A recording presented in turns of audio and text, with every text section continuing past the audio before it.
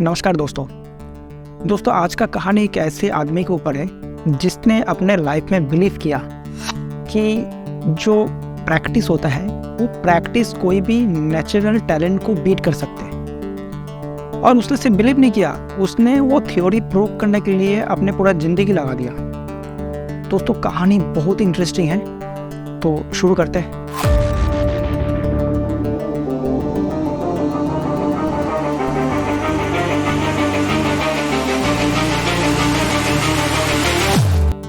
Hi, I'm Judith Polgar. To concede to a new generation. Magnus Carlsen, he's been rating the male world champions. He's also full of admiration of Judith Polgar. Eventually, Susan Polgar's youngest sister, Judith, became the strongest player of the family. I'd say being the best female chess player of all time. दोस्तों साल था 1960। Hungary देश में एक आदमी था जिसका नाम था लाज़्लो पोलगार। लाज़्लो ने अपने ज़िंदगी में ह्यूमन इंटेलिजेंस के ऊपर काफ़ी रिसर्च किया और अपने रिसर्च के दौरान उसने दुनिया में जितना सारा बड़े बड़े इंजीनियर्स है, सोक्रेटिस से लेकर अल्बर्ट आइंस्टाइन, सबका इंटेलिजेंस के ऊपर, सबका टैलेंट के ऊपर काफ़ी रिसर्च किया। और रिसर्च करने के बाद उसने ये बोला कि दुनिया में जितना बड़ा बड़े लोग हैं, बड़े बड़े इंजीनियर्स है, बड़े बड़े टैलेंट है, उन लोगों का जीनियस बनने का जो प्रोसेस होता है, जो पैटर्न होता है, ये पैटर्न सबका सेम होता है। अगर वो पैटर्न कोई भी फॉलो करे तो कोई भी जीनियस बन सकते हैं। और उसने ये भी क्लेम किया कि अगर कोई पेरेंट्स अपने बच्चे को जीनियस बनाना चाहते हैं तो उस बच्चे का पूरा कंट्रोल वो उसके ऊपर दे दे तो वो बच्चे को बहुत आसानी से जीनियस बना देंगे। दोस्तों थ्योरी तो बहुत अच्छा था, लेकिन इसमें प्रॉब्लम था। सब लोग इसकी बात सुन लेता था, बात को अप्रिशिएट भी करता था, लेकिन कोई भी अपने बच्चों को उसके ऊपर देने में, उसके कंट्रोल में देने में तैयार नहीं था। लाज़्लो को लगा कि ऐसा काम नहीं होगा, उसको थोड़ा सा आगे सोचना पड़ेगा। तो फाइनली लाज़्लो ने शादी करने का फैसला लिया। तो ऑब्वियसली शादी करने के लिए एक लड़की चाहिए, तो लड़की के लिए वो अलग अलग लड़की को जाके अप्रोच करने लग गया। जब लड़की को अप्रोच करते थे तो वो अपने थ्योरी के बारे में बताते थे, और जब थ्योरी के बारे में बताते थे तो ये बताते थे कि मेरा जो बच्चा होगा उसको मैं ये अप्लाई करना चाहता हूँ, मैं ये एक्सपेरिमेंट करना चाहता हूँ। तो जाहिर सी बात है इसमें काफ़ी लड़की लोगों से उसको रिजेक्शन मिलने लग गया। फाइनली यूक्रेन देश की एक लड़की जिनका नाम था क्लैरा, उसने उसका थ्योरी सुना और उसने एग्री कर लिया, ठीक है हम लोग शादी करते हैं और शादी के बाद हमारा जितना बच्चा होगा उसके ऊपर आप एक्सपेरिमेंट कर सकते हो। तो फाइनली 1965 में दोनों का शादी हो गया। 1969 में इनका पहला बेटी हुआ जिसका नाम था सुजान पोलगार, और 1970 से इसने अपना एक्सपेरिमेंट शुरू कर दिया। फादर लाज़्लो पोलगार ने डिसाइड किया कि वो अपने बच्चे को होम स्कूलिंग करेंगे। दोस्तों ये डिसीजन उतना ईजी नहीं था। आप ज़रा सोच के देखिए, एक फैमिली एक सोसाइटी में बिलोंग करते हैं और उस सोसाइटी में जितना सारा फैमिली है सब लोग अपने बच्चों को स्कूलिंग में भेज रहे, स्कूल में भेज रहे, और एक फैमिली उसमें जो है जिसका फादर डिसाइड कर रहे कि वो अपने बच्चे को स्कूल में नहीं भेजेंगे क्योंकि वो अपने एक्सपेरिमेंट अपने बच्चे के ऊपर करना चाहते हैं। तो उस टाइम के हिसाब से डिसीजन बहुत टफ था, लेकिन खैर फादर ने सोच लिया तो शुरू कर दिया होम स्कूलिंग। और फादर लाज़्लो पोलगार को चेस के बारे में बेसिक नॉलेज था, तो उसने अपने बेटी को भी चेस के ऊपर ट्रेनिंग देना शुरू किया। सुजान पोलगार जब 5 साल के हुई उसने काफ़ी सारा चेस के ऊपर प्रैक्टिस कर लिया।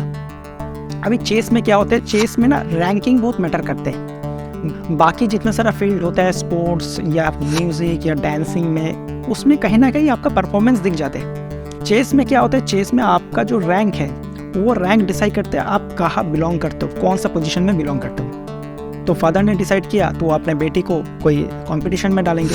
तो एक लोकल लेवल में एक जूनियर चेस कंपटीशन हो रहा था, बल्कि उस चेस कंपटीशन में जितना सारा कैंडिडेट था उसका एज सुजान से डबल था, लेकिन फिर भी फादर ने सुजान को उस कंपटीशन में पार्टिसिपेट कराया। दोस्तों सुजान ने उस कंपटीशन में उसका जितना सारा कॉम्पिटिटर था सबको हरा के 10-0 में वो कंपटीशन जीत गया।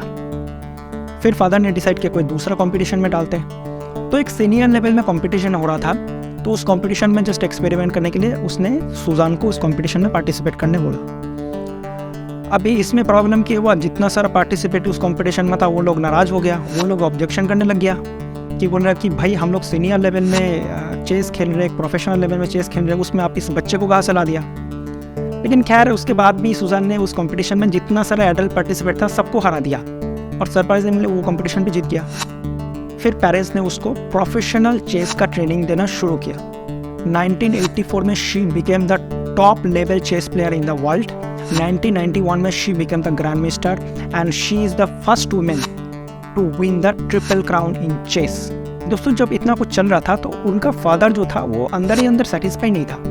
उनको ऐसा लग रहा था उसने शायद अपने थियोरी को ठीक से प्रूव नहीं कर पाया, क्योंकि इसमें लोग बोल सकता है कि ठीक है आपने अपने बच्चों को करवाया, लेकिन उसके अंदर भी तो एक टैलेंट था, तो वो टैलेंट के दम में इतना दूर आ गया, तो इसमें आपका एक्सपेरिमेंट कहाँ से आ गया। अपने एक्सपेरिमेंट को प्रूव करने के लिए उसने 1974 में दूसरा बच्चा पैदा किया जिसका नाम था सोफिया पोलगार एंड 1976 में उसका तीसरा बेटी हुआ जिसका नाम था जूडिथ पोलगार।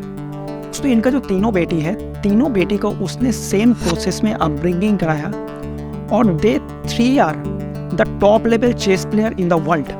बल्कि इसका जो यंगेस्ट डॉटर है जिसका नाम है Judit Polgar, she is considered one of the greatest female player in the history of chess. Judit 15 साल में ग्रैंड मास्टर बन गया और उससे पहले इतना कम उम्र में ग्रैंड मास्टर का खिताब सिर्फ बॉबी फिशर के पास था जो बहुत बड़ा प्लेयर है। जूडिथ ने अपने लाइफ में बहुत प्लेयर को हराया, उसमें से Anatoly Karpov, Viswanathan Anand, Magnus Carlsen, बहुत सारा। एक बहुत इंटरेस्टिंग स्टोरी है, सोवियत यूनियन का एक बहुत बड़ा प्लेयर है जिसका नाम है गैरी कस्पारोव। तो जूडिथ जब अपना परफॉर्मेंस दिखा रहा था तो कहीं से गैरी कस्पारोव इनके बारे में सुना था।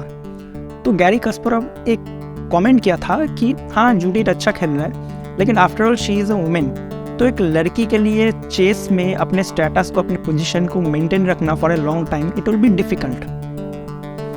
जूडिथ ने कैसे ये बात सुना था और ये बात उनको बहुत हर्ट किया था। फाइनली 2002 में उसने गैरी कस्पारोव के साथ मैच खेला और उस मैच में उन्हें गैरी कस्पारोव को हराया। दोस्तों एक चेस प्लेयर के लाइफ में हार जीत तो बहुत होते रहते हैं, लेकिन वो जो मैच था, उस मैच में जो हार जीत हुआ था वो हार जीत किसी सीनियर या जूनियर के ऊपर नहीं था, या कोई मेल एक फीमेल को हराया उसके ऊपर नहीं था। वो जो हार था वो एक विचारधारा का हार था, एक थॉट प्रोसेस का हार था। जो थॉट प्रोसेस सोचता है कि ये जो चेस है, ये चेस एक मेल ओरिएंटेड गेम है और इस गेम में फीमेल का कोई रोल नहीं। It was Russia against rest of the world.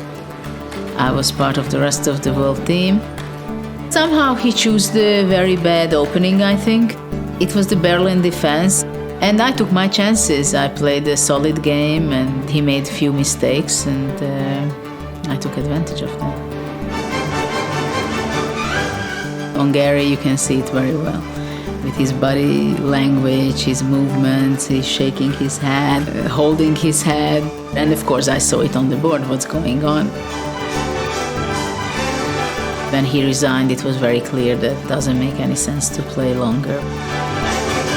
He was very much annoyed that he didn't give a great fight. It was kind of a historical moment that I won finally a game against Garry Kasparov. It was very... दोस्तों लाज़लो पोलगार का जो ये experiment है, इस experiment को माना जाता है the greatest experiment in the history of education. इनकी जो एक्सपेरिमेंट है, इस एक्सपेरिमेंट के ऊपर एक डॉक्यूमेंट्री भी है जिनका नाम है द पोलगार वेरिएंट, और इनके ऊपर एक बुक भी है जिसका नाम है ट्रेनिंग द जीनियस। दोस्तों लाज़लो जब ये एक्सपेरिमेंट कर रहा था तो पूरा सोसाइटी उसके अगेंस्ट में चला गया था।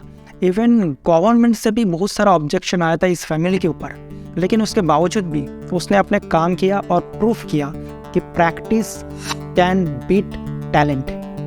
दोस्तों अगर कहानी पसंद आया तो मेरे चैनल को सब्सक्राइब जरूर करना, आपका सब्सक्रिप्शन मुझे बहुत मोटिवेट करते हैं। Thank you so much.